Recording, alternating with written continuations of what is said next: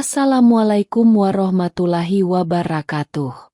Kisah ini berasal dari peristiwa nyata yang terjadi pada tahun 1980-an di kawasan Pegunungan Dieng. Desa-desa kecil di sekitar dataran tinggi Dieng hidup dengan tenang, seolah waktu berjalan lambat di antara hamparan hijau kebun kentang dan kabut tipis yang menyelimuti pegunungan. Penduduknya, sebagian besar petani, hidup harmonis dengan alam. Setiap malam, bunyi jangkrik dan desau angin menjadi pengantar tidur, sementara langit dipenuhi bintang-bintang yang berkelap-kelip seperti mata leluhur yang mengawasi. Namun, pada pukul 2 dini hari, ketenangan itu pecah. Gempa mengguncang rumah-rumah kayu sederhana, membangunkan warga dari tidur nyenyak. Meski gempa bukan hal asing di kawasan vulkanik ini, getaran kali ini terasa lebih kuat. Warga berhamburan keluar rumah, wajah-wajah mereka diliputi kecemasan, tetapi tidak panik. Mereka sudah terbiasa hidup di bawah bayang-bayang gunung berapi, selalu siap menghadapi kemungkinan terburuk. Dalam 1 jam berikutnya, dari pukul 2 hingga 3 pagi, gempa susulan terus terjadi, rata-rata setiap 15 menit. Rumah-rumah bergetar, tetapi tidak ada yang roboh. Suasana mencekam mulai merayap ketika hewan-hewan ternak, biasanya tenang di malam hari, tiba-tiba gelisah. Sapi-sapi melenguh keras, ayam-ayam berkokok tak karuan, dan anjing-anjing menggonggong tanpa henti. Seolah-olah mereka tahu bencana besar akan datang. Beberapa keluarga mulai berkemas. Mereka menyiapkan baju, makanan, dan barang-barang penting, bersiap jika harus mengungsi. Kawah Sinila, yang terletak tak jauh dari pemukiman, menjadi fokus perhatian. Dulunya, kawah itu adalah sebuah telaga yang indah, dikelilingi oleh perbukitan hijau. Namun, longsor besar mengubah telaga itu menjadi lahan pertanian yang subur. Meski begitu, di tengah kesuburan itu, ada lubang dengan air yang selalu mendidih, mengeluarkan uap tegas, seolah memperingatkan siapapun yang mendekat. Dan benar saja, pukul 3 lewat, kawah Sinila meletus. Suara gemuruh memecah keheningan malam, diikuti oleh semburan lahar panas yang menerangi langit gelap. Warga yang masih berada di rumah berhamburan keluar, berteriak-teriak, berlarian mencari tempat aman. Anak-anak menangis, ibu-ibu berusaha menenangkan mereka, sementara para lelaki berusaha mengumpulkan ternak dan barang-barang penting. Lahar panas yang menyala terang jelas terlihat oleh warga di sebelah timur desa. Cahayanya yang memerah menerangi langit malam, menciptakan bayangan panjang yang seolah memperingatkan bahaya yang semakin dekat. Warga yang panik segera bergerak ke arah barat, menjauhi aliran lahar yang perlahan namun pasti mendekati pemukiman. Ratusan orang berbondong-bondong keluar dari rumah mereka, membawa apa saja yang bisa diselamatkan. Suasana kias melanda. Teriakan dan tangisan memecah keheningan malam. Namun, di tengah kepanikan itu, beberapa warga memilih untuk tetap tinggal. Mereka enggan meninggalkan desa, tempat mereka telah hidup puluhan tahun, tanpa mengetahui kondisi di luar. Salah satu dari mereka adalah Muljinah, seorang wanita paruh baya yang dikenal teguh pendirian. Bersama kurang lebih 30 orang lainnya, Muljinah meyakini bahwa desa mereka masih aman. Meskipun aroma belerang yang menyengat telah memenuhi udara dan cahaya lahar panas telah mereka saksikan sendiri, mereka memilih untuk bertahan di dalam rumah, menunggu dengan harapan bahwa bencana akan segera berlalu. Sementara itu, warga yang memilih mengungsi terpecah menjadi 2 kelompok besar. Tanpa ada yang memimpin, mereka bergerak berdasarkan intuisi masing-masing.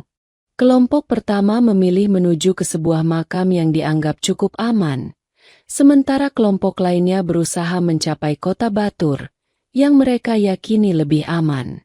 Perjalanan menuju kota Batur tidaklah mudah. Retakan-retakan kecil mulai muncul di sepanjang jalan, mengeluarkan gas beracun yang tak terlihat namun mematikan. Sebenarnya, warga desa sudah familiar dengan retakan semacam ini. Anak-anak sering bermain di sekitar lubang-lubang itu, memasukkan belalang yang langsung mati saat terkena gas. Mereka juga pernah mencoba menyalakan korek api di dekat retakan, hanya untuk melihat api itu padam seketika. Orang tua dahulu selalu mengingatkan, terutama bagi mereka yang pergi ke pasar pada subuh hari, untuk membawa obor. Jika obor itu padam, itu pertanda adanya gas beracun di sekitar tempat tersebut. Hingga beberapa jam setelah perjalanan mereka, langit mulai menampakkan fajar. Cahaya kemerahan di ufuk timur seolah memberikan harapan baru. Kepanikan warga perlahan mereda, dan mereka mulai berpikir bahwa mereka akan selamat.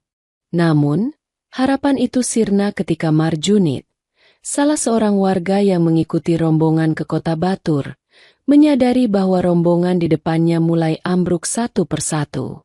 Mereka terlihat mengalami gejala yang sama, kejang-kejang, mata melotot ke atas, dan mulut yang mengeluarkan busa. Padahal, situasi sekitar terlihat tenang, tidak ada suara aneh atau bau yang menyengat.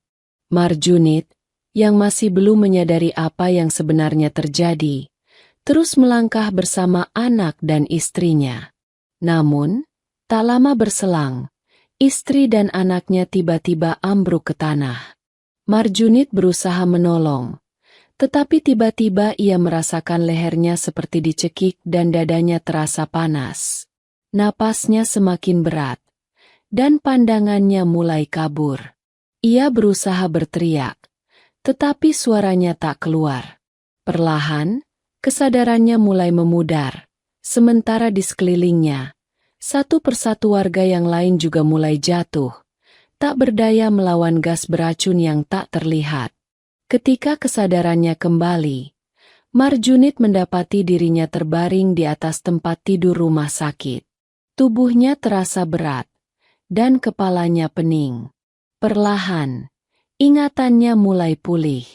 Ia teringat pada kejadian mencekam itu, pada rombongan warga yang ambruk satu persatu, pada istri dan anaknya yang tak sempat ia selamatkan. Seorang dokter mendekati. Dokter itu menjelaskan bahwa Marjunit telah keracunan gas karbon dioksida. Gas itu membuatnya tidak bisa bergerak selama 13 hari dan harus dirawat selama 2 bulan di rumah sakit. Kabar pahit itu semakin menghantam ketika Marjunit mengetahui bahwa seluruh keluarganya, bersama dengan rombongan lain, tidak terselamatkan. Kejadian itu sebenarnya terlihat, meskipun samar-samar, oleh warga yang mengungsi ke makam di tempat yang lebih tinggi.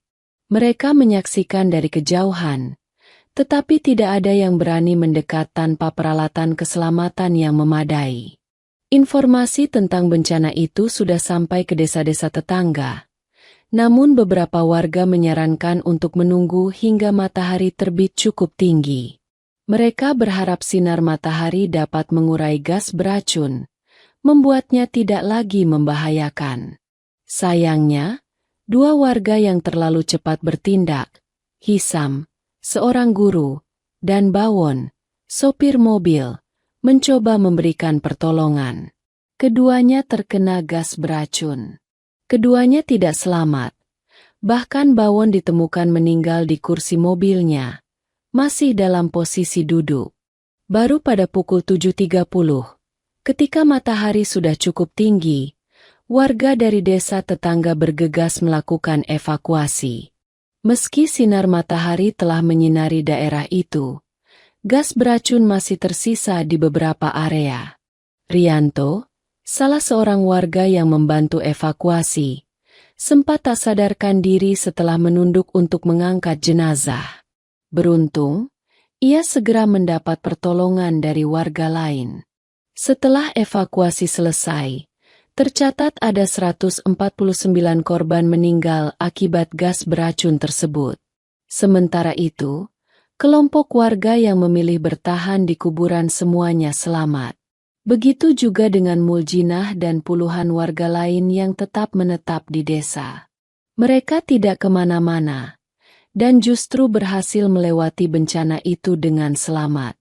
Menurut warga sekitar, gas beracun itu tidak hanya muncul dari retakan lama yang sering digunakan anak-anak untuk bermain, tetapi juga dari retakan-retakan baru yang terbentuk akibat erupsi kawah Sinila.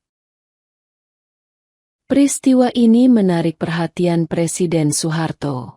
Setelah mendengar laporan lengkap tentang tragedi tersebut, Soeharto menetapkan lokasi itu sebagai zona merah. Tidak ada yang diperbolehkan kembali ke daerah tersebut. Sebagai gantinya, Soeharto mengadakan program transmigrasi untuk warga yang selamat. Mereka dipindahkan ke tempat yang lebih aman, tepatnya di Batu Raja, Sumatera Selatan. Program ini diharapkan dapat memberikan kehidupan baru bagi warga yang kehilangan segalanya. Jadi itulah kisah peristiwa kelam yang pernah terjadi di tanah air kita. Jika kalian suka silahkan like dan berikan komentar pada video ini. Assalamualaikum warahmatullahi wabarakatuh.